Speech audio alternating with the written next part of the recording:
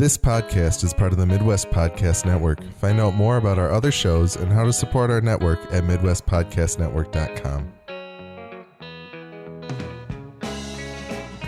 Welcome to Gone to Texas, a podcast about AMC's Preacher. My name is Alex, and I have not read any of Ennis and Dillon's Preacher. My name is Nick, and I still have read all of Ennis and Dillon's Preacher. Today we will be discussing Season 3, Episode 3 of the AMC series titled Gonna Hurt.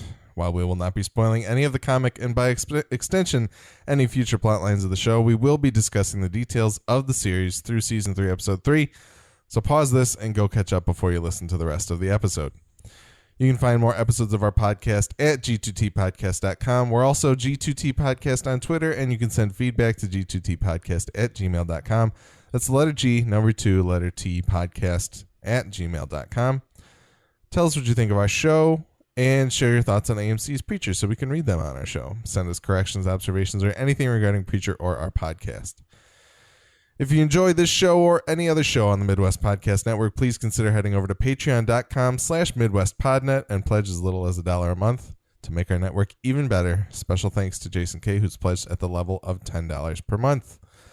Corrections, or I guess revisiting something. Nick, you brought up the fact that you thought there was a dog bark in the word attempt that Jesse has on the road in Season 3, Episode 2. Yes. And I went back and listened to it, and yeah, it does sound like there's a dog there? bark Okay, in good. It sounds like it, at least. Like, you could see it being one of the sounds that they mix into it, but I don't know if it's meant to have like a tie to the fact that God is in man-dog form at this point in time or not. But yeah, it's interesting. I think that, to me anyway, I took it as God is part of the problem in this situation. Like, God is working actively to keep Genesis at bay, and I think this episode confirms that. Yes. But not in the way that I imagine. Okay. Interesting. But we'll talk more about that later in my favorite scene from this episode. All right. So we did get a whole lot of feedback this week, so thank you, everybody. Woo-hoo. We got an email from Robin. Robin says, "Hi, Nick and Alex and Nick. I started listening to you near the end of Preacher's second season. I only just started reading the book after watching the first 2 seasons, and it's great to hear comments about both without spoilers." Awesome. Yes. Regarding the Jesse/Tulip/Cassidy triangle, y'all seemed a little annoyed with Cassidy this last episode for his interest in Tulip. I do miss the camaraderie of last season, but it seems this is where the writers were headed from the beginning, since they had Cassidy fall for her in such a big way so early on. It also makes sense for Cass to be a bit pissed off with Jesse at this point. You could see him starting to get fed up with Jesse last season, even before Tulip died. After all, Cassidy was the one who was with Tulip while Jesse was out looking for God in New Orleans. It was played up a lot in the episode where Jesse met Featherstone as the jazz singer, and when Tulip was grabbed by Victor and went missing, it was Cassidy who was worried, and it took Jesse way too long to clue into the situation. And Cassidy believes he could have saved Tulip, avoided her death, and this whole Angelville mess they're in now if it weren't for Jesse. I don't expect Tulip will ever reciprocate, and I'm afraid Cassidy will end up making some major sacrifice for both of them, but that'll make him kind of a tragic hero, which is something I think Joe Gilgun could pull off beautifully. As effed up as Cassidy is, Gilgun gives him so much heart in the Jesse/Cassidy scenes, I find myself rooting for Cassidy, at least for now. One great thing about these characters is that I can imagine any of them going off in some horrible direction at any time. And she says, I do think the trio will reach some kind of detente eventually, assuming, fingers crossed, nothing happens to Cassidy. I think that's a very good point. I think because Season 2 is not as fresh in my mind, I find myself getting annoyed with Cassidy more than I probably should be. Okay. Although I do enjoy having I remember complaining last season, like, I don't like it when these guys don't get along. Yeah. Because I think there's so much out there for them to face together that having them also fighting with each other might detract from some of the fun and also some of the conflict of the other, bigger players in the situation. So yeah. I don't know if you have any other thoughts on that, but is it the end of the email? That's not the end of the email, but I did want to comment on that. Yeah. I think that I still maintain my, I don't want to say that I'm annoyed with it, but I think it's going in a direction that I don't necessarily want it to, but I will openly and freely admit that my entire perception of all this is 100% colored by the knowledge of the book. Yeah, exactly. Because the dynamic between those three characters in the book is so perfect. Mm-hmm. It is perfect from the start to the very last page. And deviation from that, to me, is scary, because I feel like that relationship is really at the core of the book throughout. Yeah. And the way, the things those characters say and do to themselves and to each other are often influenced by that dynamic. And it's such a strong triangle that I just made a weird triangle shape with my hands. That it really, like, it's nice to have that in the book, because no matter what external stuff is swirling around, you know how those characters are going to react. Mm-hmm. And like I've said before, and it won't be the last time I say it, it makes you feel like you know them too. There are some, like, mid to late in the book reveals and more information that comes your way about all three characters that shifts all that in a way. And it's really cool as a reader and really challenging, because you have to decide how you feel about the characters then, if you maintain your same relationship with them, so to speak, or if you are going to adjust based on it just basically puts you in the position of, if these are my friends and I learned this about them, how would I feel? How would I react? Would my friendship be put to the test as well? And I want the show to still have that same challenge, even if they're going to go in different directions. I accept that, and I endorse it, because the show has already gone in so many different directions while retaining the core spirit of the book, which I think is incredible. Yeah. But I want the same challenge for the viewers that the readers are presented with. And I think that some of the hints of the directions that all three of them are going sometimes, especially in relation to each other, make me nervous, because I'm afraid that certain characters and certain group relationships will change enough from the book that those same challenges won't exist. And that kind of bums me out, because it's going to make you have to read the book. Sorry, Alex, but then you won't experience that the same way that I did and everyone else who has read the book. So, Robin, I'm curious, here's what you got to do. Finish reading if you want, or if you're going to kind of read along with the show to kind of, or if you're just going to shoot straight through. Either way, if you finish, write in and just, like, in the subject, like, say book spoilers or whatever, so Alex doesn't read it. Because I would love to hear what you think about the end of the book, and if it's going to color your perception of the show at all, and how all three characters kind of interact with each other. So that's about all I can say. But you've always maintained that if the change makes sense in the end, then you're okay with it. We just don't know that yet, because we're not at the end. And in my opinion, and I think I know this is controversial, actually, because I have another friend who's a huge Preacher fan and hates the ending, hates it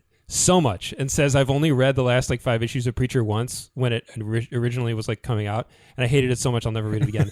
I love it. I think it sticks the ending. Interesting. I think it sticks the landing, and it's perfect. I think it's absolutely perfection.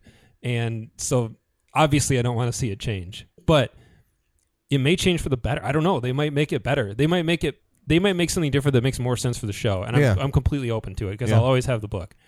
But I love, it's totally unrelated, sort of related, I guess, but it is so much fun to ask comic fans, what'd you think about the ending? About, like, series like this, and, like, Why the Last Man is another hot button one that really gets people riled up, and we might have a show of that coming. And if it does, oh my God. But, like, Brian K. Vaughan actually is pretty polarizing in his endings. His fans often get really riled. Like, when Saga ends, oh my God, it's going to be a disaster. It'll be hilarious.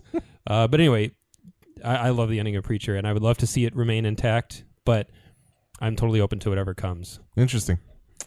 Robin also went on to say regarding Betty Buckley, I'm not sure if you guys know, but she's been very big in Broadway musical theater for decades. She won a Tony in the 80s, and I think has been nominated many more times. She was also on the TV show 8 is Enough in the late 70s or early 80s, which I'm old enough to remember seeing as a kid.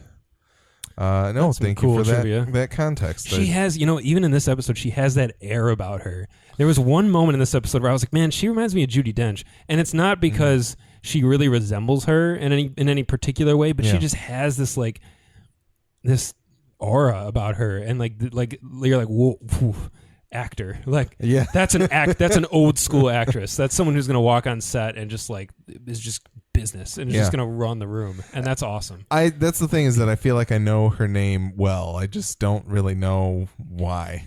I know. I I feel bad if this is like some get for Preacher. Like, wow, we got Betty Buckley. I feel really stupid for not knowing who she is. Yeah. Yeah. But she definitely has this stage. She seems presence. quite venerable. Yes. Yeah. Exactly. So even if we don't know her, which I guess is fantastic for her. I love hearing when like actors have a theater background. I think that's cool. Yeah. I've said before on I don't know what show now because they all are muddling together, but that I'm not a huge theater person, Yep. but I do recognize like there is a background the theater can give actors that is different from like TV and things that and work film. in theater work differently than in film, and sometimes so. they can really bolster an actor into something really powerful. Robin ended with, thanks for a thoughtful and enjoyable podcast. You're quite welcome, Robin. Thank you for listening to Thanks us. for a lovely email. Yes. We did I love all of our fan mail, and it feels consistent that everybody who writes in has some really great point that I haven't considered. Yeah. And they really back up their perspective in a way that is irrefutable. Yes. Everybody who writes in is usually quite thoughtful and verbose, so it's pretty fantastic. Yeah. Mark did tweet at us. He said, my daughter's been watching the show along with my wife and I, and she was inspired to buy the first several books. Needless to say, I'll be reading up on them as well. Oh, cool. Glad to have the podcast back. Keep up the good work. Thank you, Mark. Another reader for Preacher. Awesome. You're welcome. You're welcome, Garth. Yeah. I will be really interested to hear what he thinks. Yeah. Yeah. As always, if anybody wants to talk to Nick about the book, you can either join our Discord, which there is a book spoilers channel that people can go and talk about all the book spoilers which they right want. now Tim is just posting Mamma Mia songs in, so we need some and actual it's sad because it's hidden from me. Oh, is it? That's amazing. Well, it's not hidden from me, but I could read it. Yes, I try not to go in there in case somebody does talk about book stuff in there. But no, I'm currently doing a very slow but steady reread that I started with the Angelville arc. So I would love to kind of talk with somebody who's reading concurrently as well. Yeah, and if you do not have the $5 a month to give us, you can always send us an email with book spoilers in the subject and the term book spoilers, not actual book spoilers, in the subject. And I will know not to look at it and inform. Please don't do that. Don't ruin anything for Alex. I can inform Nick that he can check it out. But all right, a couple other quick emails. Joseph wrote in. He said, last week I felt everyone was treading water and ended the episode pretty much where they started. I had a lot more fun this week watching Tulip, Jesse, Cassidy, and the Langels and Boyds all scheming, and I'm enjoying seeing some of the details of the Voodoo and the Langell-Boyd rivalry get revealed. Yeah, I would agree. Yeah. I didn't dislike last week, but I liked this week a lot. Yeah. He says, I'm not sure why Tulip or Jesse are fond of Cassidy, which is why I assumed he had already used the love spell. He's a junkie vampire nice guy who has basically told them that since Tulip slept with him, he's not going to give up until she's his girlfriend. He's hilarious when he's not declaring his romantic obsession, but I'd be curious to hear people's opinions of him as a person. That is interesting. There's not a whole lot of character discussion of Cassidy. Although, like, Cassidy does some pretty crazy stuff for Jesse in season 1, at least. True, absolutely. So, I think if he wants to be a good friend, he can be a good friend. And that was back before he knew Tulip and Jesse. I think pretty soon we're going to need some Cassidy background. Yeah. It doesn't take forever in the comic to get a little bit of background on him. So I think that viewers are going to need that pretty soon, because that's a great question. Yeah. And a great point to raise is like, why are we rooting for him other than that he's charismatic? The portrayal is very charismatic thanks to Joe Gilgan. Yeah. I think the weird thing about the three of them is, like, even from the start in the books, it just works. And it's one of those things that you don't really know why, because when you look at it on paper, you're like, these three people, what are they doing? Like, what are they doing together? But I think that's kind of the point, is that you do have to know about their three backgrounds. And we know at this point the most about Jesse's background. And we learned a lot more about Tulip very quickly in the season, which has been great. And we know about their background together. And that's why the missing piece of the puzzle is kind of a little bit more about Cass. And, you know, you kind of have to think like all three of these characters they're very unique in the world. There's really no one else like any of the three of them. And I think that's kind of part of the magic is it's kind of that like, it's a weird movie to invoke, but kind of that Guardians of the Galaxy thing where like they don't really fit with anyone else. Yeah. Like they just work together. And it's one of those things that, you know, it's a testament to how incredible the casting is. Like all three of these guys they seem to click off camera too. And the three of them look good together. Like they complement each other physically. Yeah. Which is awesome. Like that's a thing. Like there's another weird example that just popped in my head, but in the pilot for the A-Team, there was originally a different face man. And he actually got recast right after the pilot, not because like he was bad. He's not as good as Dirk Benedict, but he's too tall. Like that was the problem. They were like, he's way too tall. He looks weird opposite the other three. And George Papard and I feel bad for forgetting Murdoch's real name because I think he's great. But anyway, they're not short dudes, and neither is Mr. T. But this guy was like a tall, lean dude, and he just looked weird. And I've watched the pilot for that show, and I was like, oh my god, it's horrible. Like it just looks odd. And so like physicality is a thing, especially in an ensemble. You need people that look like they belong together, or like they don't, if that's the point. Anyway.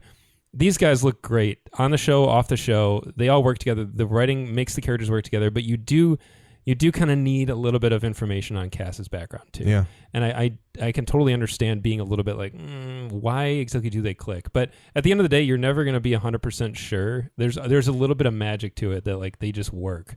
And the show captures that really well because the books do too. Like I said, as soon as it starts, you are literally thrown into the action in the comic. Like they're sitting in a diner and talking. And I remember the first time I read it, I was so confused. I was like, wait, is there an issue 0 or something that establishes how they get there? And then it kind of gets there eventually. But you look at them, and even just the way they look on the page, you're like, huh? But then it just clicks and it just works. So it's just kismet, I guess. Yeah. Joseph's third point, he says it sounded like Mark Harlick was starting to break into demon voice a couple of times, so hopefully that wasn't God. I'm unspoiled and was really into the mystery plot from season 1 of What's Up with Genesis and why God is missing. If it turns out that God is kind of a creepy asshole or some kind of scared loser, then it better be done very well, because I find the idea to be very disappointing in any version I can imagine.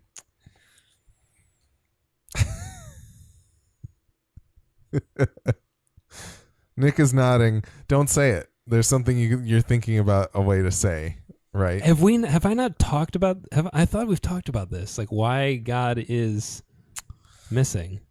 Have we not? I think we've like touched on it, but I swear we have. I don't think we have quite. Wow. Okay. Maybe not. I don't know. We'll err on the side of caution. Okay. Yeah. Right no, we're not going to talk about it now. But but now I'm kind of like.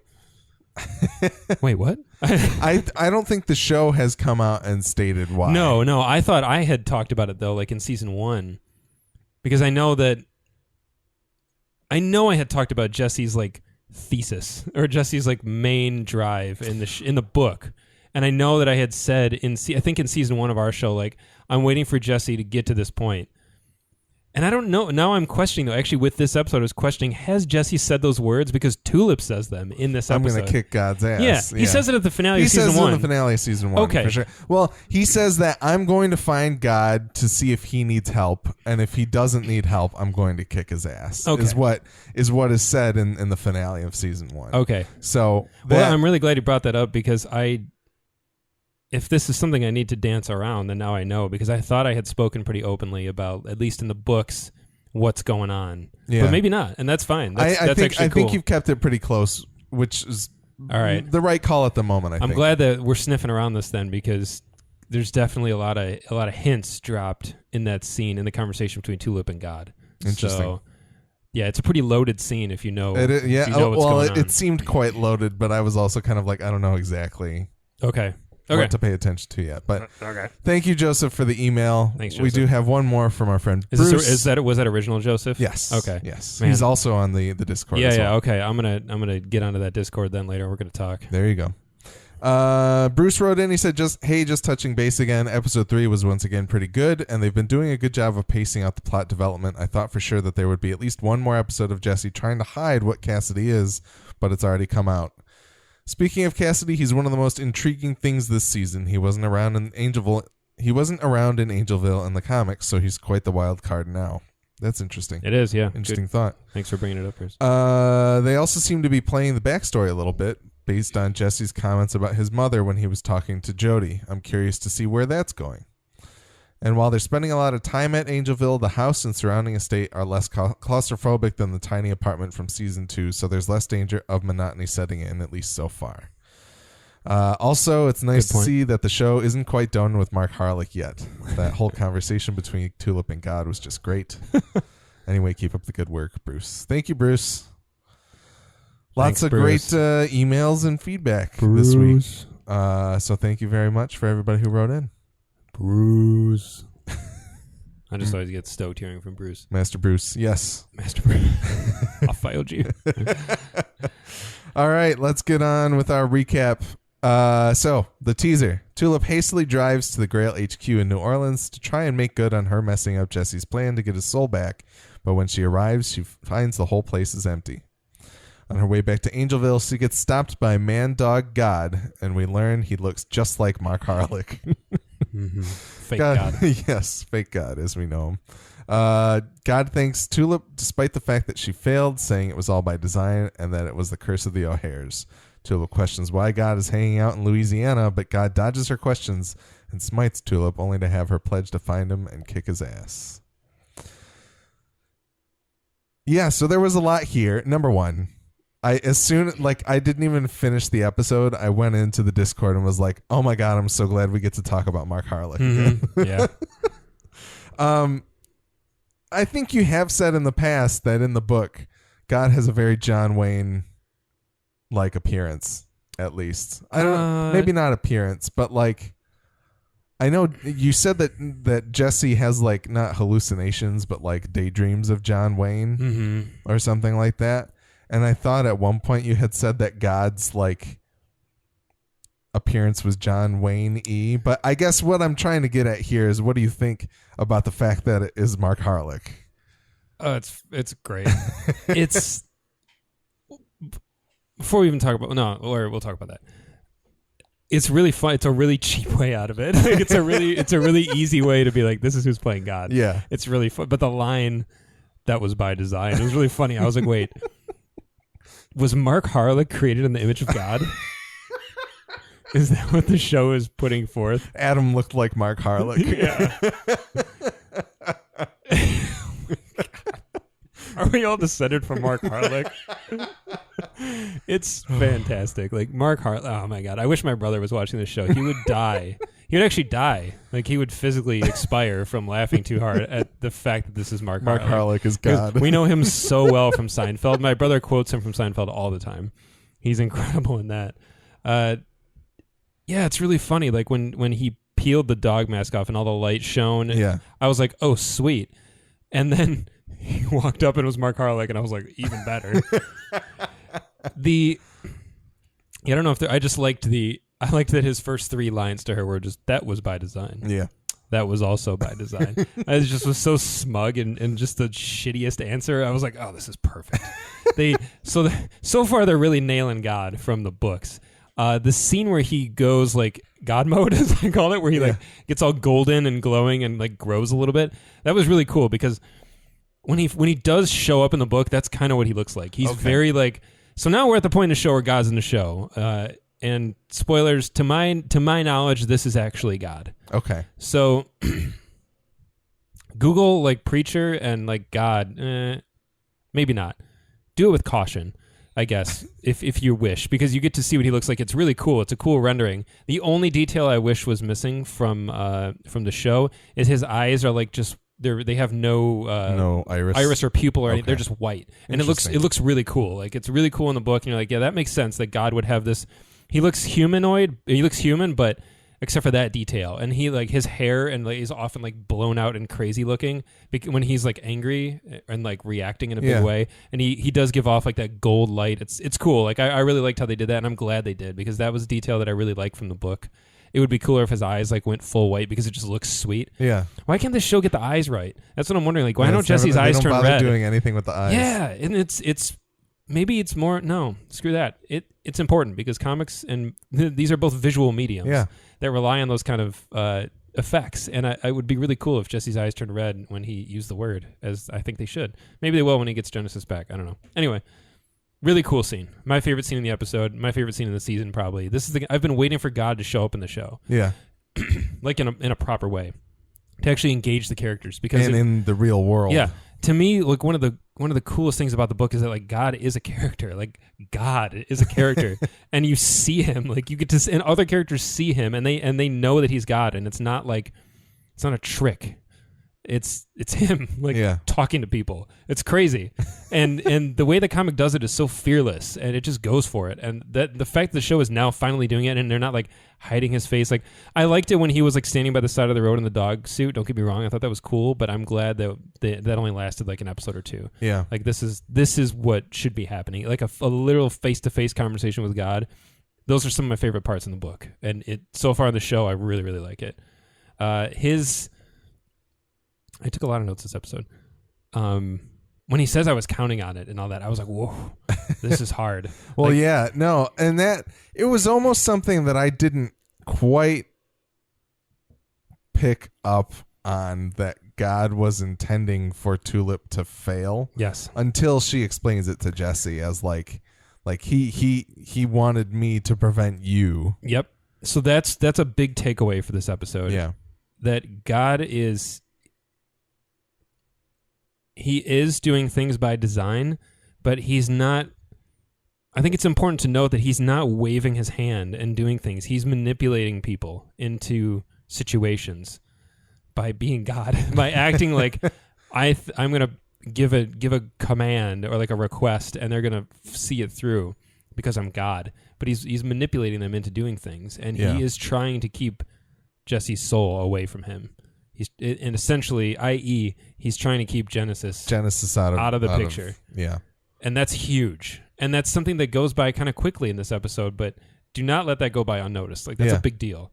And I'm really excited that they're talking about it. And I think that that's going to be a big thing soon in this season, and that gets me just really excited. Interesting. I also really like that he just basically says to Tulip, like, that's who you are. Like, you screw things up. I was like, man, this is what hard. Did your father call it? Yeah. Yeah. I really liked it because it's timely with us talking about Westworld. Like, this is the O'Hares living up to their code. Their programming, yes. And I was like, this is two shows that we're podcasting about actively right now this year are talking about the same Similar thing. questions, yeah. Which is really cool.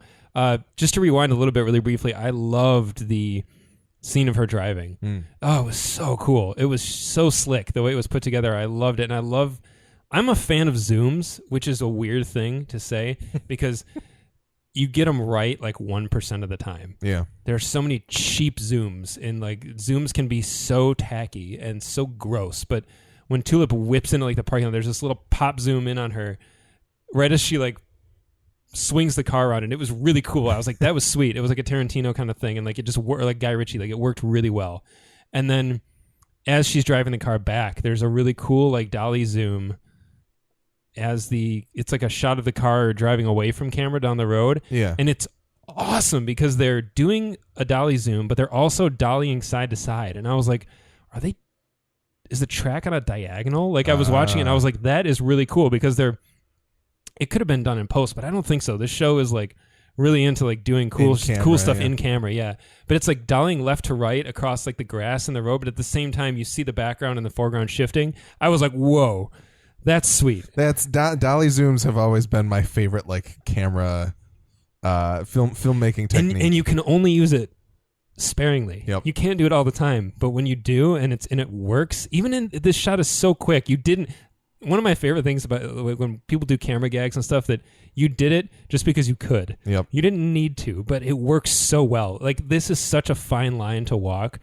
People can, like directors and DPs can so often just try to flex their nuts by doing cool stuff like this, and it just doesn't work. It has no purpose. It doesn't move anything forward. You feel like it's just being flashy for flashy. Yes, but in the scene it works because you're about to set up a conversation with God, and like it's cool to do something kind of like unearthly in this moment to kind of make you go, ooh, that was weird. It's got and it also like adds to the momentum, just the momentum of the fact that she's like traveling and is on a mission, or I guess is coming out of the mission. It was really, really sweet. Like right away I like sat up and I was like, oh, that was cool. Like I really liked that. And then right on the heels of that we've got the talk with God, and I was like, man, I love this show. I really liked the idea, like how God is kind of introduced of her like hearing jazz and then being unable to like turn it off of the radio. Yeah, because like whatever radio is around God is playing a Walk to the Peak or whatever that jazz song was. Yeah, that to me I thought was quite interesting. And then just Mark Harlick's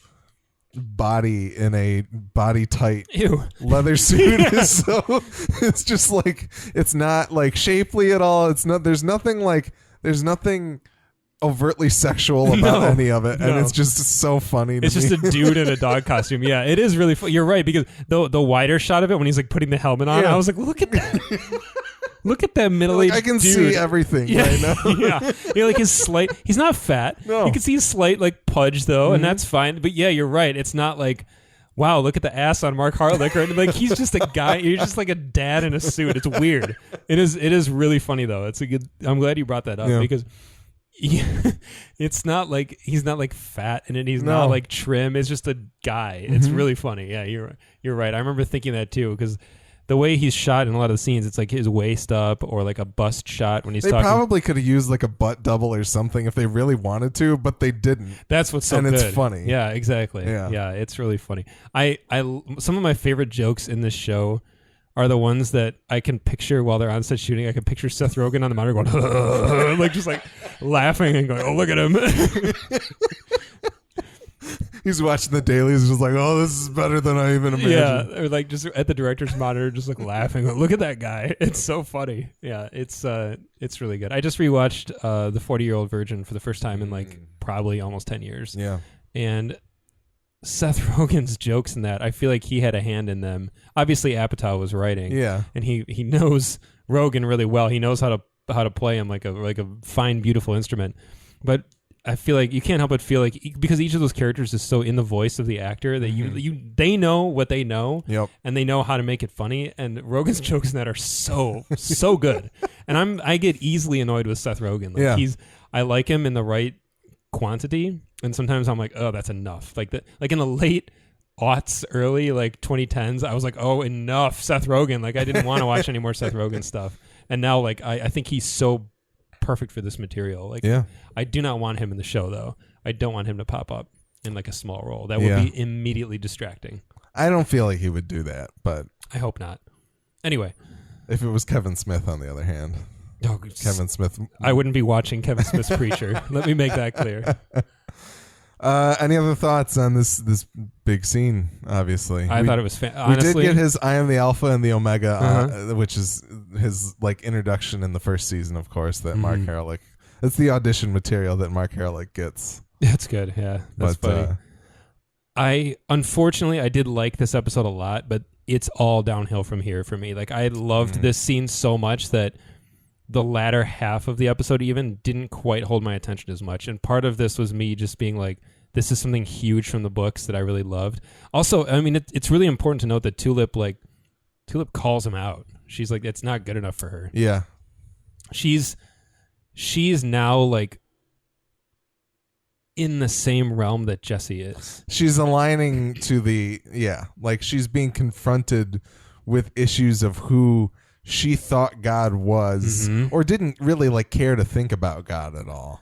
Yeah, and she has to reckon with her creator, which she may have never believed was really a creator in the first place, and it's putting her on that same path, which is very interesting. Oh, it's so exciting because I'm ready for Jesse to get back on task, and having Tulip next to him asking the same questions and wanting the same thing is perfect.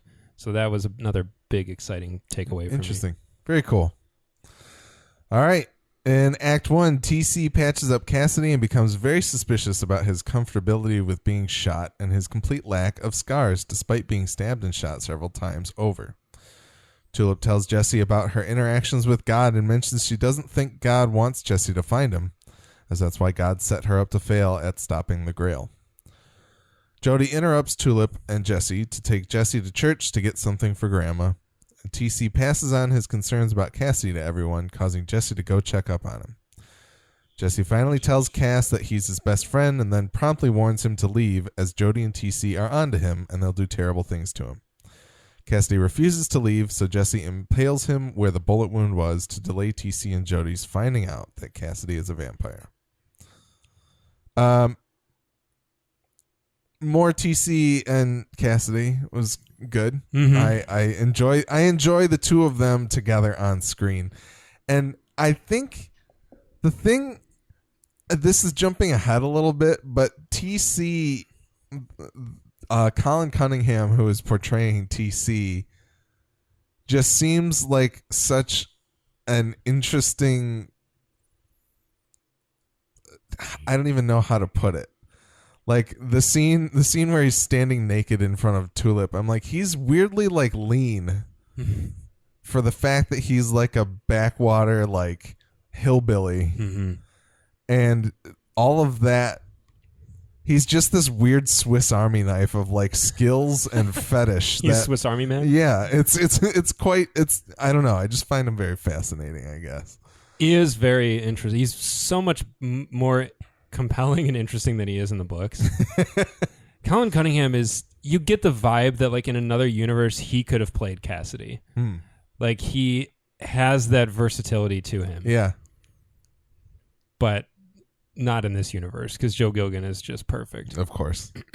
But they do complement each other really well, and it's not because they contrast too much. It's because they're really like simpatico. They're on the same wavelength. Yes. Yeah. It's really fun to watch. Cassidy's huffing the numberer, which dulls the pain, lowers the inhibition, and fogs the memory. Ew. Which is just so gross. Yeah.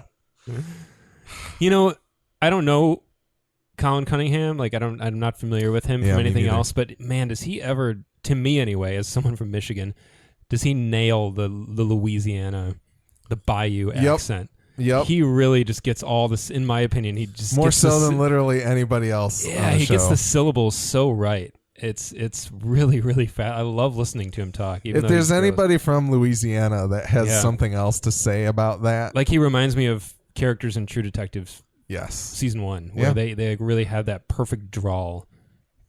It's interesting to me. I actually want to read up on that and see if he's getting it right. Yeah. Because accents are one of those things that if you're from the region, you're often like way more critical of it. If anybody can write in and be like, to either call bullshit on it or not. Yeah, because to us it sounds like, oh wow, that's Louisiana. But I'm the guy who my only point of reference on a Louisiana Bayou accent is the Gambit from the 90s Gambit cartoon. from the 90s X-Men cartoon. I don't think it's accurate. No, I don't think so either. But yeah.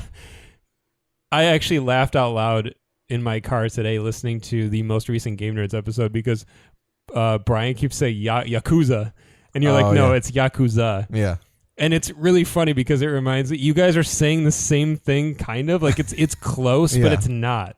If you know, it's not. And like I'm sure that I have said Yakuza a lot because I feel like the natural way as a Michigander would be Yakuza. It's like somebody correcting someone who says karaoke because that's not how you pronounce it in Japanese at all. Sure. It is actually karaoke, but that's always that's Ross and Friends saying karate, rather than karate, because that's just how the Americanization is. So that Yakuza is how people say it, but because the syllables in Japanese are pronounced in a very particular way, it sounds off. It to also someone who knows doesn't the sound language. unnatural to say Yakuza. Yeah, but Yakuza is just funny. It's very American. Yeah, it's just be like, those Yakuza over there. Yeah. Bazooka Yakuza.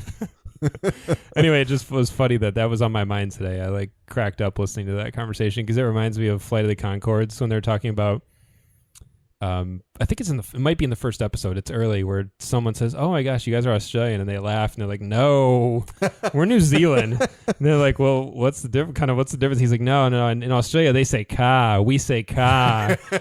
Talking about a car, and it's like it sounds like the exact same thing. It's really funny. That's the joke, really. Anyway, it's always fun to me to listen to people talk about dialects and that kind of thing, pronunciation. TLDR sounds good to me. Could be wrong. Yeah, let us know, Louisiana people. I don't know. There's not a whole lot that goes on here. We do see Jesse and Tulip acting like they're in a relationship once again, which is something that we did talk about a little bit. Yeah, we got a little steamy moment between them. Yeah, which I enjoyed. Jody interrupts, of course. Yeah, those two. So that I like seeing. There were two things in this bit that I really loved as a book reader. Seeing Cass and Jesse make up for a second was really nice. I was like, oh, and then Jesse immediately was like, now you got to get lost. And Cassidy. But the difference is this time it does seem like it's out of concern. No, it is totally. Him. Yeah. And I agree 100% that it is. It's just funny watching Cass right away cry foul. He's like, you'll say anything to get me. But it is coming from a place of genuine concern. And it's funny to watch Jesse go, you've seen the picture. Like, it's literally on your way up to the bedroom detailing what will happen to you. And then it's funny watching Cass kind of think about it and like seeing the little animation moment was really cool. But also Tulip and Jesse, like those two in the books, they love each other to pieces. And I like seeing that in the show. Like, it's nice to watch them just like want to just like be together, and they're like it's like magnetic, like it's undeniable. And I liked seeing that glimpse of that for this moment, because we even said at the beginning of the season, we're like, wait, are they or aren't they? Yeah. Like, we're having a hard time remembering where Tulip even stands. Yeah. So that was refreshing to kind of get an indicator of which way she's leaning. And in the last episode, we see her say, "I love you, Cass," but it's clearly like you kind of thing. Yeah, and he takes it as this like moment of like the clouds parting, and we even see it in the episode recap. Yep, that he still is feeling that way, and as Robin pointed out, I don't think she's ever going to reciprocate in the way that he wants. Yep. So at least not willingly. Yeah. Who knows? There was something that you said that I wanted to comment on. Just now? Yeah. While you're trying to remember that, I'll just say I liked all of them in the kitchen together as though like this is just their roommates. They're just all living They're all getting now. coffee. And I was like, Jesse's walking around with a mug of coffee. And I was like, this is ridiculous. It could not be more different than in the book, where like they are literally hostages there in the book. And they're kidnapped. And it's every panel of the Angelville run there is wrought with tension and is just scary. And the show is really, it's not that it's not scary, it's more like subtext. Yeah. It's lurking there beneath the surface. Well, and it really feels more, I guess it like I was going to say, it feels like it's mostly like obviously it's focused around Jesse. Like Jesse can't just walk away from the situation because Gran'ma can manipulate him, tear him in half. Yeah, but Tulip was free to go to New Orleans and come back. That's true. Yeah. And I feel like Cassidy could leave, sure, if he wanted to. But obviously, the terror of them finding him out, I think, kind of lingers too. So it's interesting. But I'm glad Bruce did bring up as well that he's not there in the comics. Like, yeah, and I talked to you about this. It might have been off air an episode or two ago, but they part ways at the end of the first real arc just for a while. They kind of say like, in their mind, it might be permanent. They don't know, but they're just kind of like, we'll see you down the road, Cassidy. Like it's been cool, getting to know you. And then they kind of run into each other. I think it's by chance later. Anyway, they do link up after Angelville. So for this particular arc, it is just the two of them. Yeah, and it is interesting having Cassidy in the mix because we don't know the trajectory of kind of where he's going, but I think we kind of do anyway with the love potion. Yeah. I can't remember what I was going to say, so that's fine. You'll remember later. Yeah. As soon as we're done recording. Yep. This is also where TC offers to show his penis to Tulip. When he said that, I was like, is he talking about like a pet turtle or something? Like I wondered like, what is this slang his for? Dingle? Nothing. we know what it's slang for. Yeah. And I did like Cassidy's line of, "I'm a bloody vampire at Voodoo Disneyland. I should be their main attraction." Yeah, he has a lot of great dialogue. Just quick, between the lines that just slip by. Yes. Little things that are really funny, like the whole conversation about oh man, what ingredient is it that's in number or that he like gets excited? Hemlock. Yeah, that's right. Oh, hemlock, really? He's like, oh man, it's been years, and like has a hit. That's perfect. It's perfect Cassidy. Yep. Absolutely. All right, Act 2. With Jesse out of the house and Cass recuperating, Tulip scopes out Gran'ma's house and finds a filing cabinet full of bloody napkins. She continues to scope out the room and finds that Gran'ma is actually in the room with her, seemingly asleep. Jody drives Jesse to a Puffers Anonymous meeting to recruit people into getting sober spells, but one of the more afflicted addicts is unimpressed that Angelville is open for business again. He'd rather go to Madame Boyd than Miss Marie, but if the tombs were open, he'd be back in. Jesse reports back to Jody that he's out of practice, but he tries to appeal to Jody to get him to help him get away from Gran'ma, as it seems Jody was in love with Jesse's mother, Christina. But Jody won't have any of it and continues to take Jesse to other addiction meetings. Gran'ma being in the room as Tulip is in there, to me, was kind of like, okay, is Gran'ma really unaware of Tulip being there? Like, is she asleep or incapacitated? Was she just probably watching Tulip as Tulip was gathering information? She was probably aware. Yeah. I'd say. Hibernating under there. I saw the urn on the shelf, and when she opens it up and there's like Swedish fish in there or whatever it happens to be, I thought was kind of funny. Like, to me, I was like, oh, that's probably Christina's ashes or something like that. And then she opens it up and there's candy inside. I was like, oh, okay. Were they Swedish fish? I don't know that. Like, it looked like gummies that were the size of Swedish fish. I thought it was those peppers, and I thought Tulip just crushed one of those peppers. I didn't think it was a pepper. Okay. Maybe they were peppers. I thought she just popped that thing in her mouth and just chewed it like it was no big deal. And I was like, wow, that's awesome. I thought it was candy because she gives one to Jesse later, right? I think she does. Yeah, maybe. I don't know. We'll have to. That'll be in our corrections next week. When it's neither of those things. Yes. Do you remember when they're outside with Gran'ma, when she and TC and Cass show up? You know, when they have Featherstone and Hoover. Yep. Does she have a shawl on or anything over her head? I did not. I don't remember. No, I felt like she had like sunglasses on or something like that, maybe. But I don't remember her having like a shawl over her. I'm just wondering. Gran'ma has some very vampiric tendencies. Ah, yeah. In the show. Interesting. Yeah. And I wonder if there's more to that.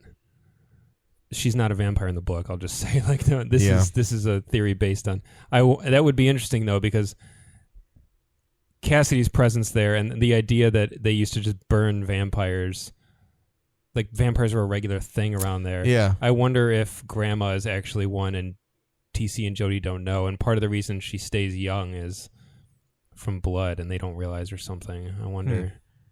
That's interesting. I don't know. I did not know. I don't know. I feel like she probably was, not. Yeah. I'm probably wrong. But anyway, I'm just kind of curious now. An interesting point. The way she's like under all those blankets. Yeah. Just like, I mean, clearly she's older, just the hills, and is alive only because of all these souls. But I was wondering, I was like, this is very like behavior in line with like what we've seen Cassidy kind of be like. Being a shut-in, sleeping during the day, kind of. Yeah.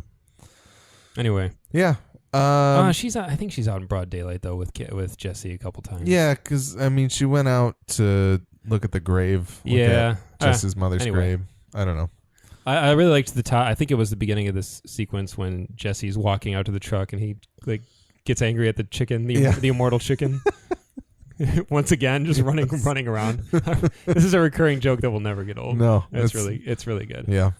I was wondering if that is the one chicken that's around in Angelville. I'm sure and it is. Did Cassidy actually drain it in this episode? I like. Oh, that chick. You think it was that chicken? I wonder. I was wondering if that is the sole chicken. That's I forgot still about around that. At Angelville. Yeah, I forgot about that. But that it may be dead now. That Cassidy killed it. Or could it be dead? I guess I don't know. There's probably more than one chicken. I just like to think the one that keeps crossing Jesse's path is the one. Is his buddy that? Yeah, exactly. Yeah.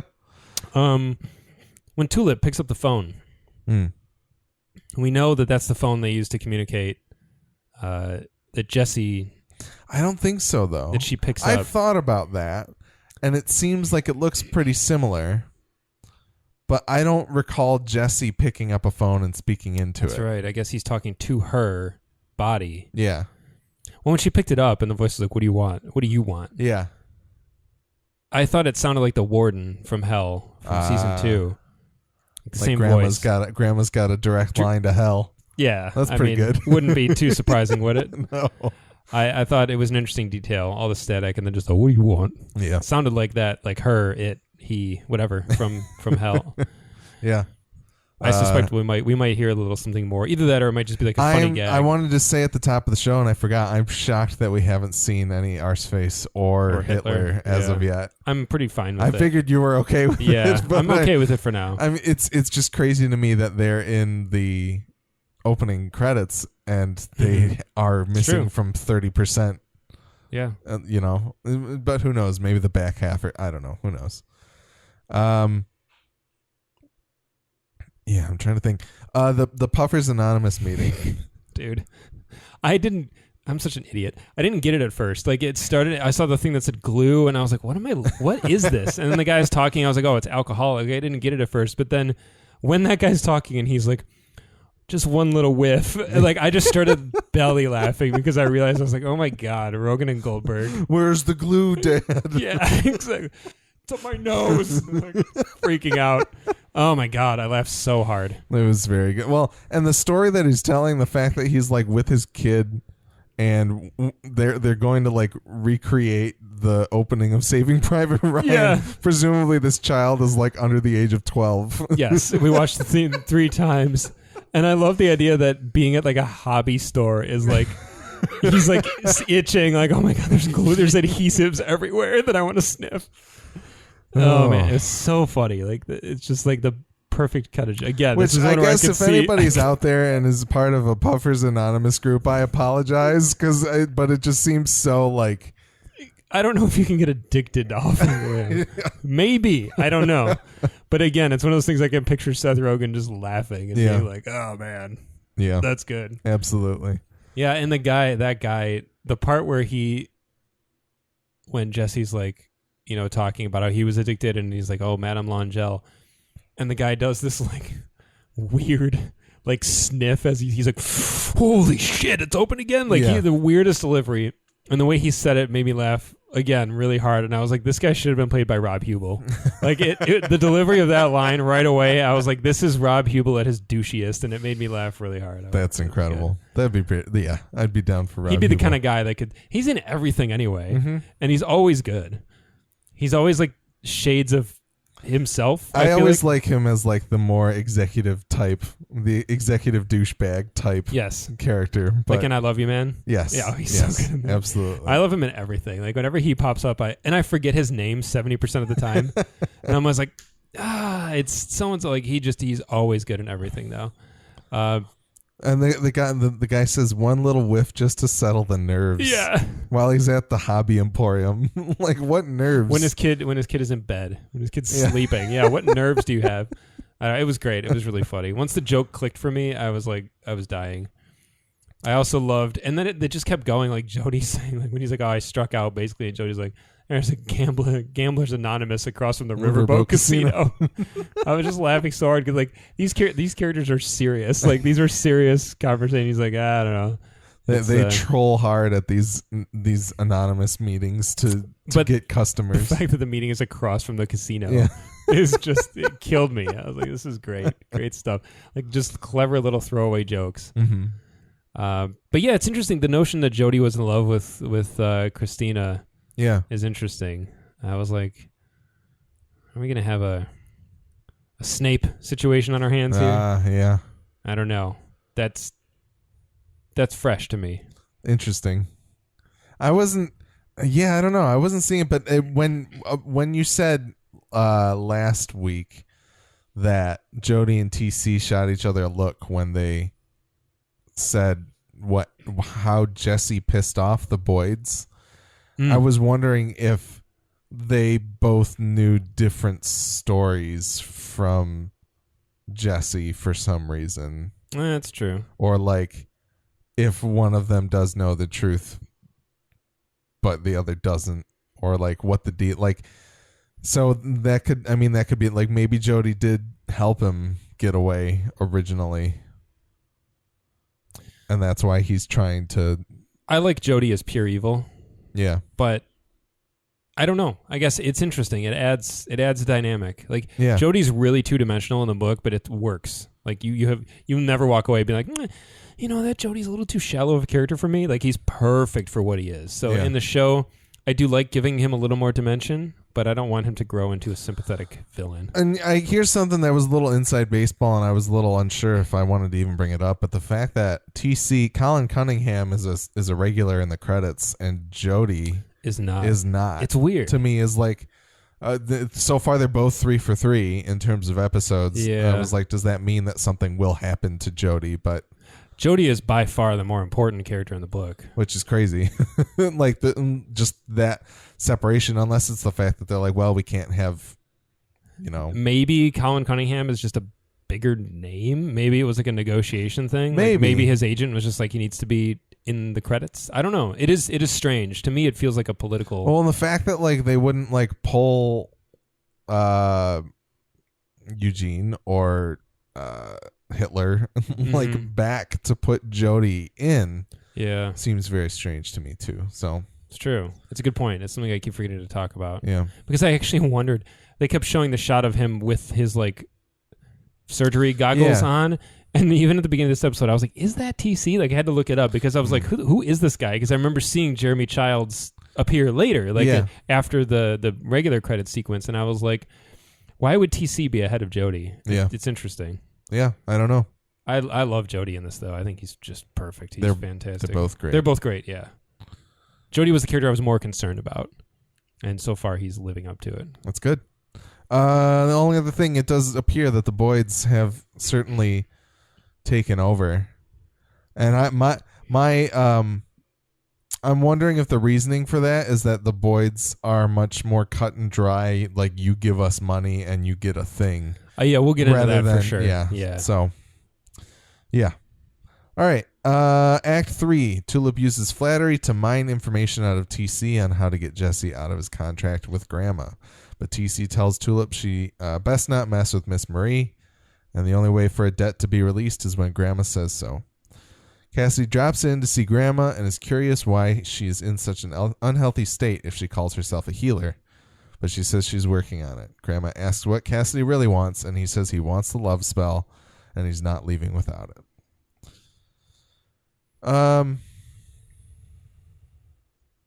Yeah, TC and Tulip interacting. I like seeing Tulip back in this role. I like watching her be like a grifter. Yeah. It's cool. Like it feels more like the old Tulip. Yep. She was in a weird place in season 2. Yes. Dealing basically the whole time being in like this weird shell-shocky mode. And I'm sure when the Saint shows up. That's what I was going to say. It's interesting to me that Tulip was more affected by the Saint than she's more affected by dying.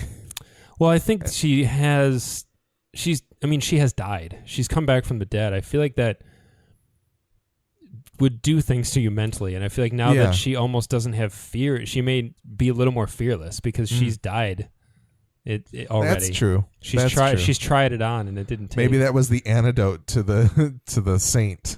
Like that was her kind of actually facing death and like coming back. Yeah. Interesting. There's a great line in the for any comic book readers out there in the Moon Knight series from a few years ago, written by Warren Ellis, who I often used to mix up with Garth Ennis all the time. You'd see Ennis and Ellis and be like, wait, what?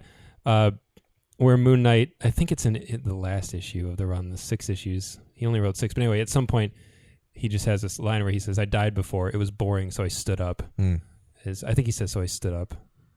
It's a great line. Yeah. Because he does, like, that's part of his origin. He does legit die, and he's resurrected. And I think that's kind of the mood that Tulip is kind of projecting. Like, I died, and it was boring. I didn't like it. It didn't take. Interesting. So I came back. Very interesting.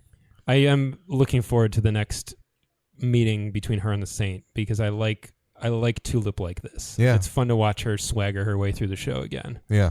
It's such a delight watching Ruth Negga just crush every scene she's in. Absolutely. What did you think of the little vignette of the story TC tells? It was very good. I loved how it was like a Vincent Price movie. Yes. Like with the lightning, the black and white, and like when he's in the lobby and it's like that Dutch angle and he's like, I told him my madam's busy. You can't see him. There's like the lightning and he's got like long hair, like his baseball cap, like he's young now. It was really, really good. It reminded me of like a flashback in like Frank and Weenie or something, like very Tim Burton-y. It was really fun. Yeah. Like, I loved the way it was presented. Yeah, it was. I saw right away where it was going, and I was like, I can't wait to see what this is. And then he just tears it in half, and she's laying there like, it was really funny. I thought it was a great presentation. Very, very good. And he tells this story with such like earnesty that it was like really, really good, really funny. Yeah, I'm glad that it's explained too. Like just like there it is. Yeah, like, we this get is it. This is why you can't just take unless you're gonna lock it in a safety deposit box and never touch it again and make sure no one ever gets to it. You can't just get the napkin back. Yeah. No, it's very interesting that the debt just can't be like erased by any. Although he does ask if Tulip knows any magic or voodoo, so it'll be interesting to see what. Yeah, I feel like that he's right, but he's not, because he says the debt is only paid when Miss Marie says it's paid. I'm like, I feel like there's a universal Supreme Court that would be like, well, hold on, the debt was paid. You know what I mean? Like, I wonder if fate, in a way, in some weird way, some intangible force would see the debt fulfilled. Like if Jesse does in fact live up to his end and someone goes to destroy the napkin and it doesn't do anything to him because in the eyes of the universe, he lived up to the bargain. Interesting. I feel like that's... I almost kind of put it as like a... she's not like a genie. You know what I mean? Like I feel like it's from like Aladdin, like you're free. I was thinking of it more along the lines of like she will still enforce voodoo against you or employ it against you if the terms are not met to her satisfaction. Less than like, it's not so much that the napkin matters as much. It is the spirit of the blood compact. Like it can, she will take the bad will from whatever like trickery you try to pull on her. Okay. But not that I necessarily have anything from the text of the show to like back that up. But I got you. Yeah. And then the love spell. I feel like the napkin has to be a part of it though. Yeah. She's ringing that. She's like, and it's certainly like, I don't know. It's like, it's like the having like a straw doll with the hair of the person on it. So it makes sense. Like in a typical depiction of voodoo, but yeah, you need some sort of physical, I don't know, object. Yeah. The love spell to me was interesting. Like the wording was interesting because he's like, I'm not leaving without it. And then Gran'ma says no and smiles. And it was kind of like, I wasn't certain if she was like acquiescing to his request or like denying it and being like, well, I'm not going to give that to you, but here's something else. But yeah, this is an area that's still pretty gray to me. Yeah. I want to see how it's going to play out. Yeah, but it seems like he's got something at least, although he's now kind of tied up in other things. But we will get to that. Any other thoughts on that act? I don't think so. All right. Act 4, Tulip heads into Madame Boyd's unarmed and without her phone. Cassidy leaves Grandma's room with the spray bottle as Jesse and Jody arrive home. Cassidy heads upstairs and Jody notes that he's on the mend again. Gran'ma calls Jesse in to see how Angelville advertising efforts went, but Jesse says that the Boyds have the place sewn up, and Gran'ma recommends that Jesse get the tombs up and running, but Jesse is opposed. Meanwhile, Cassidy captures a chicken outside of TC's hut to drain its blood, and TC catches him in the act. As Jesse's upstairs trying to get a hold of Tulip, he hears TC yell for him outside as he and Jody string up Cassidy on a tree. Jesse lies in telling Jody that he didn't know Cassidy was a vampire, but he suggests that he has a better idea than hanging him out for the sun to get him.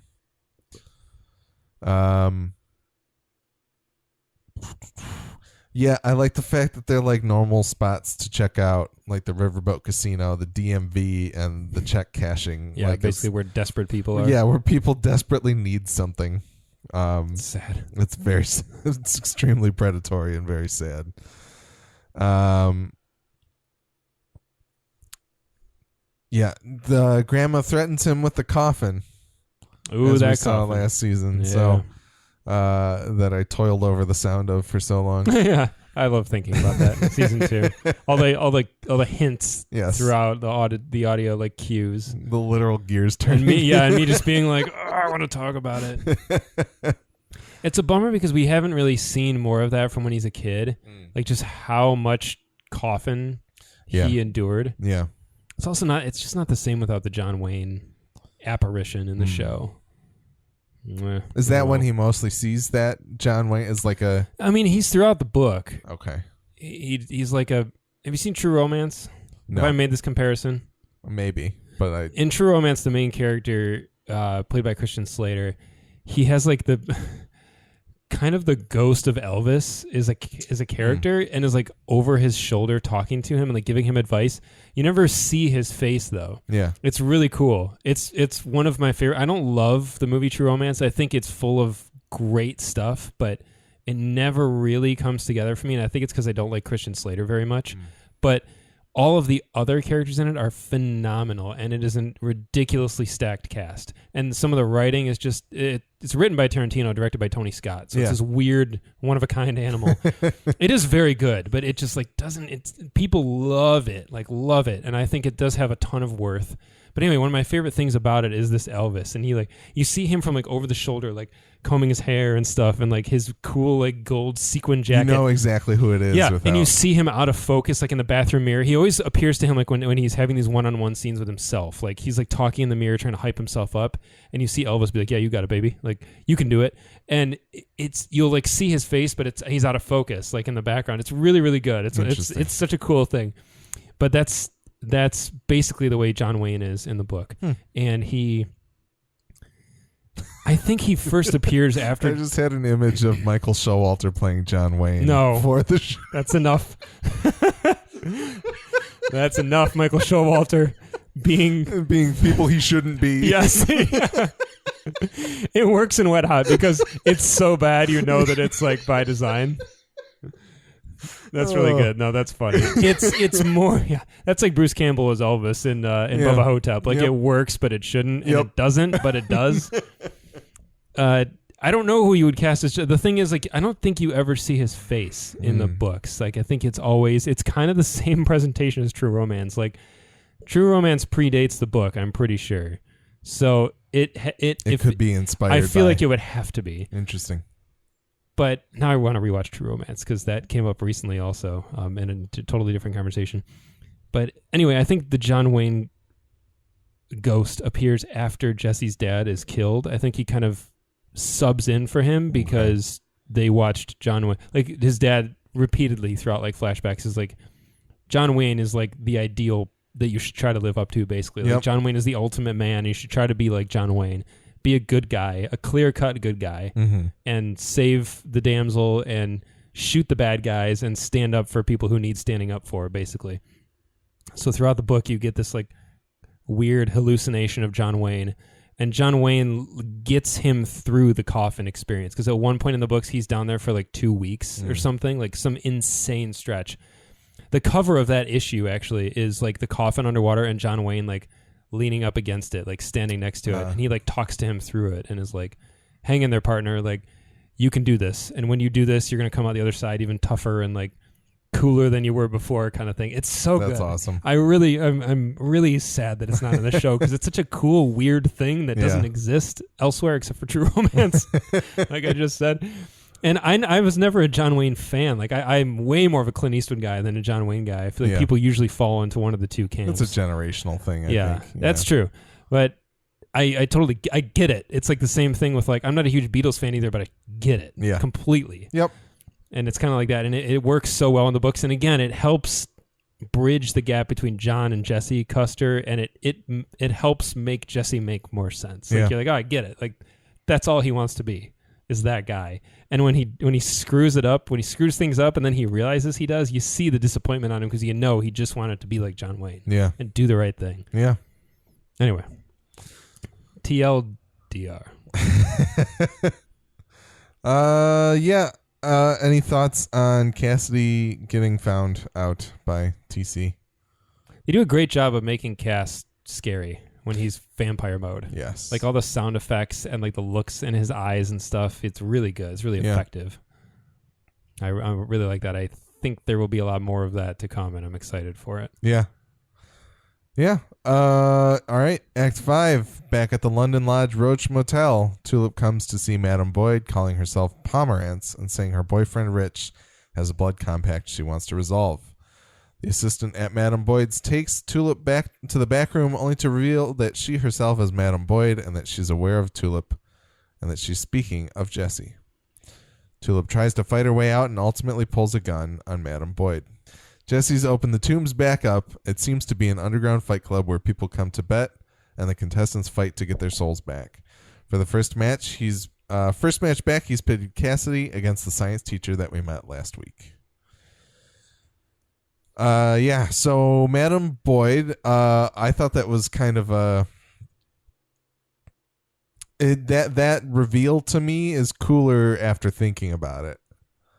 The fact that like there was this like mummified corpse there as like the figurehead of Madame Boyd, but Madame Boyd herself actually has this like young body because she's probably trading in souls, just like she's successful at what Gran'ma wants to be doing, essentially. I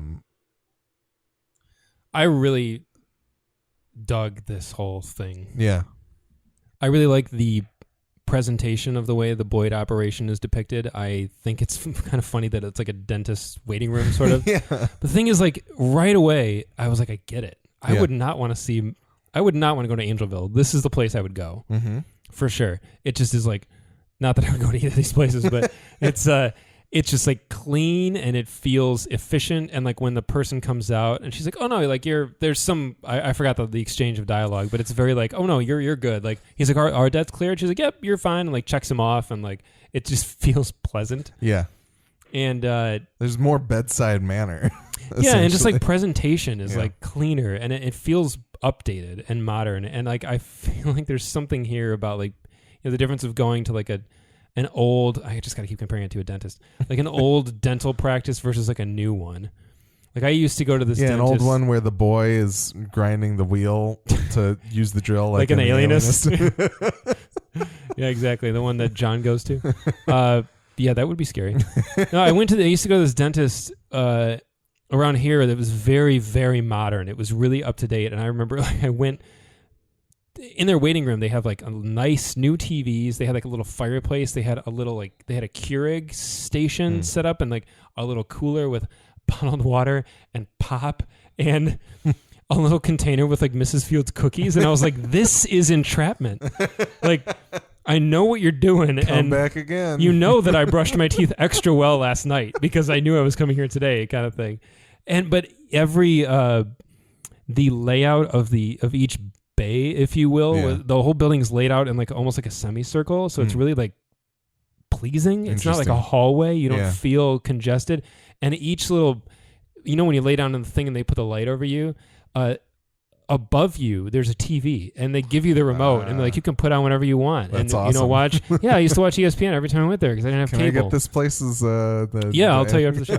But my insurance isn't good there or by different insurance now, so I can actually, maybe I can go back. I don't know. Anyway, it's really funny because that's immediately what this reminded me of. And I was like, I remember as a kid like going to a more like old dental practice that feels more like old school, and it has like that dentist lobby smell, and it's got like the fish tank, the aquarium with like the goldfish and all the highlights flickering.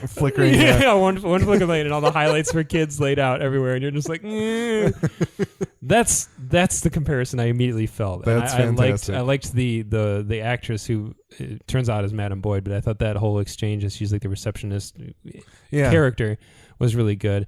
The actual the brief fight was cool. Again, I like seeing action Tulip. I like when she dives out the window. That was sweet. And then gets thrown back in. Yeah, it was awesome. Very cool. And just pulls the gun. And I'm very excited to see the follow-up, the rest of this scene. Like, this is one of the things that I was like, I can't wait to see how the rest of this conversation goes. Because it feels like we're being set up for this American Horror Story coven. kind of situation. And that's the season you've watched, right? Yep. Yeah, same thing sure. where you've got like the old regime and the new kind of rising up, and there's a racial component there, which I think is also really interesting. And that's a great season of American Horror Story, and I think all those elements that seem to kind of be evident here as well could play out in a really cool way. I feel like we might see a team up between Tulip / Cass maybe, without Jesse's knowledge, to try to destroy Angelville so that Madam Boyd can once and for all just like. But it might come at the cost of like Jesse's got to go down too.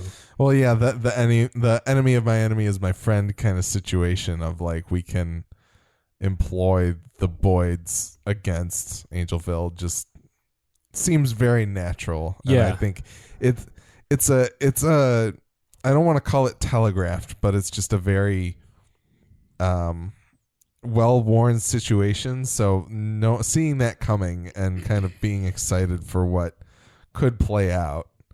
I just wonder if not that Tulip isn't smart, but I wonder if Tulip has the like can connect those dots of like this is an advantageous situation. Yeah, I think she can. I think I have no question that she'll be able to say I can pit them against each other. What I wonder is if she will have the like manipulative dexterity to get Jesse out of it. Yes, to make sure that he is not collateral damage / like part of the deal. Or if she says, okay, you can kill him too, but then we'll have like a third plan to insert the Grail into the situation or something to intervene. Boyd. Oh man, if we see, it's even better now. It's not just an Angelville versus Grail. If we see a 3-way war between all 3 of these powers.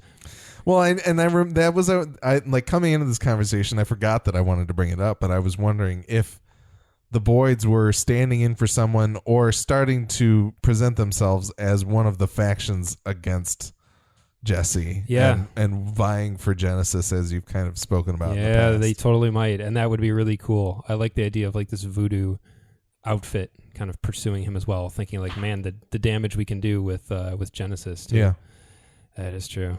I think that short term, a goal for them is definitely to extinguish Angelville, and I feel like Madam Boyd might be like, I can outweight them basically, or I can just outlive them. She's gonna die eventually. Yeah. And Tulip's gonna have to like say, yeah, but don't you want to like do it for sure, like right now? Yeah. Tomorrow. It could be great. I'm really, really excited about all this. Interesting. Very cool. I didn't think about those dynamics as much yet.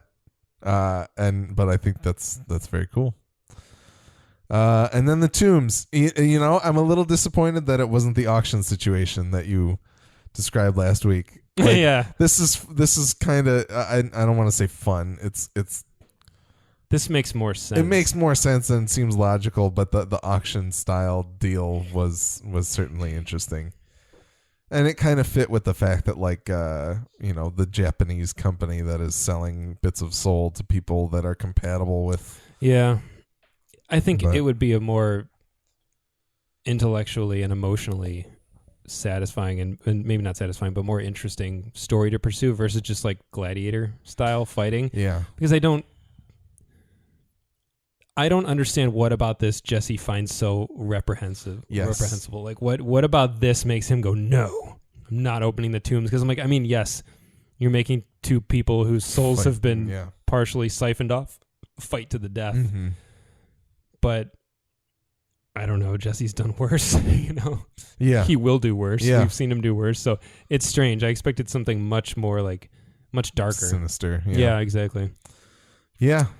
It's clever, though. It's a clever way for him to buy Cass a little more time because I think he knows, like, Cassidy as a vampire has the edge in He's got most the animalistic hand-to-hand instincts combat. Yeah. But we don't know what kind of situation that science teacher's in. We don't understand what he is, if he's a zombie. Well, he got a chainsaw rather than a mace or whatever was given to Cassidy. So it's an interesting way for him to get Cass a little more time, because if Cassidy keeps winning, they can't just like, if he becomes a hit, if he's kind of like if he becomes their main attraction, yes, as he suggested, and interesting, it could be what buys him a lot of life. Yeah. So we'll see. Yeah. Until it turns into Thor Ragnarok and Cass and Jesse have to throw down. Yeah. Yeah, it'll be And then it just becomes like an old Captain Kirk Star Trek fight. Oh my god! Versus that dinosaur thing. Yeah, the Gorn. You knew the name of it. That's awesome. Or of course you did. I'm pretty sure it's a Gorn. Anyway, sounds right. Oh, that fight is so bad. Yeah, it's really good. It's really beautiful. So yeah, I would not be surprised that if there was not a reference to that in the cast. I assume we're going to see more of the fight between him and the science teacher. If there was a Kirk v. Gorn shot for shot reference. remake. The phaser and everything. Tossing a big boulder and just letting it go past you. Oh yeah. All right. I don't know that there's anything else. It was a great episode. The hat that TC says, "Wait up, don't forget the something." For some reason, the subtitles didn't work for me. Oh yeah, no, they did for me, and it had a name. It had like a person's name, didn't it? Yeah, I'm not sure. I couldn't. Like I listened to it twice, and I was like, I don't know what he's saying there. I could. My subtitles worked. If you want to hold on a second, I can pull it up. Beeves, Beaves. Don't forget the Beeves. Is what the caption says. I wonder what the reference is there. Yeah, I'm not sure, but maybe we'll find out. I don't know. I didn't watch the Next Time On or anything like that, but I did see some stills from the next episode, and I saw young Jesse wearing the hat. Oh, really? Yeah, that's cool. Yeah, I didn't watch it. I've been fortunate that they placed them after the credits. Yes. So they do, because I watched last week or 2 weeks ago. I watched accidentally, but I was like, yeah, whatever. Yeah. Yeah. Anyway, I like because season 1 they were like right there. Yeah. And I would always be like, oh man, and I get why you're doing that in season 1. Like you want to. It's your first season. Yeah, you gotta rope people in. Yeah, for sure. But I'm glad that they're later because I don't watch them. Yeah, I typically don't watch them, but I do like sometimes I pull from the press stills for the images that go up on our posts, so I do see those sometimes. But I did see one with the younger Jesse actor wearing the hat down in the tombs. So we will get more, a little more backstory on the tombs. But sweet. Yeah, I think that's about it for this episode. We're still both seem pretty happy with what's going on. I have seen some kind of unhappiness on the subreddit. At least there are some people comparing this to season 2 of The Walking Dead, being on the farm. Oh, which that surprises me. I get it being in like one location, but it's only been like 3 episodes, and there's been a lot going on. Yeah, we've also left Angelville quite a bit. Yeah, so and the other thing is that it seems like the ratings have dropped pretty precipitously. Oh that sucks. So, I was thinking, and I guess I shouldn't say it, and this won't be a promise of any sorts, but if for some reason the show comes to an untimely end, I wouldn't be opposed to finishing out this podcast with the comics. Oh. So. You would read it? I think so. I think it would be fun to that go would be really cool. Do that. So let's hope that doesn't happen. Yeah, I hope it doesn't happen that way. I would like to read the comics at some point, but I hope it's not because of that reason. So yeah. Tell your friends to watch Preacher, and then tell them to listen to us. Yeah, it's such a cool show. Like it's such a cool show. There's nothing else like it on TV, in my opinion. Definitely.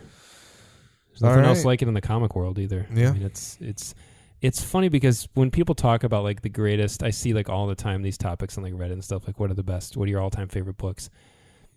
It always makes someone's list, but it should, and there's always somebody that's like, oh yeah, Preacher, and then you'll see people just like chime in. Like it's often overlooked, but it's like never underappreciated. I always find I have some like amount of appreciation for things in the comic world that stand out and are not capes and cowls. Oh yeah, and this feels like it's one of those things where people who appreciate that stuff, everyone loves everyone loves Preacher. Yeah, we're kind of getting back to an era that's really, at least in the actual comic book world, that's really heavily featured. Man, I'm having a hard time with this sentence. Where books that are non-superhero or cape and cowl based are doing well and are very prevalent. But you see those lists all the time where people talk about their favorite books, and inevitably there are some superhero books, but they're harder to. immediately recall because those characters go on for so long that it's hard to hone in on a particular run, you know? Yeah. But you always hear, like, Watchmen is always there, like, Why the Last Man, that kind of stuff. And you usually hear, like, you know, eventually you'll get to some specific, like, Frank Miller Daredevil or something like that. Or, like, you know, Hush. J. Michael Straczynski, Thor, right? Oh, yeah. I love that run. It's so good. So, but Preacher, inevitably, like, people talk about it, and then people, oh, yeah, Preacher is so unique. And fans of Preacher are so fun to talk to because they just love it. And there's not really much negative stuff to be said, except unless you're those people that hate the ending. Yeah.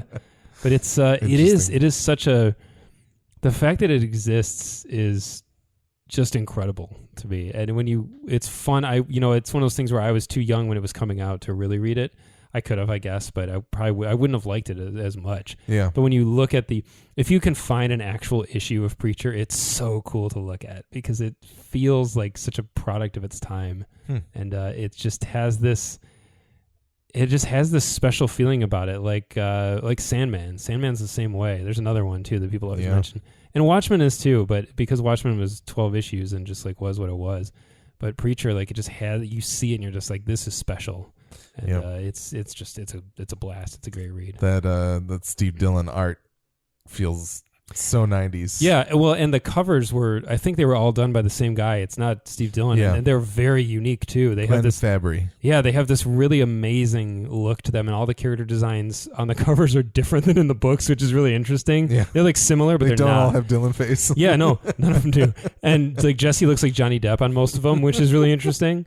And the scene of killers on the covers is so gross and just awesome, and like they're great. It's so comic book. It's fantastic. Beautiful. All right. Well, once again, you can find more episodes of our podcast on g2tpodcast.com. We're also on TV Time, Apple Podcasts, Stitcher Radio, and Google Play Music.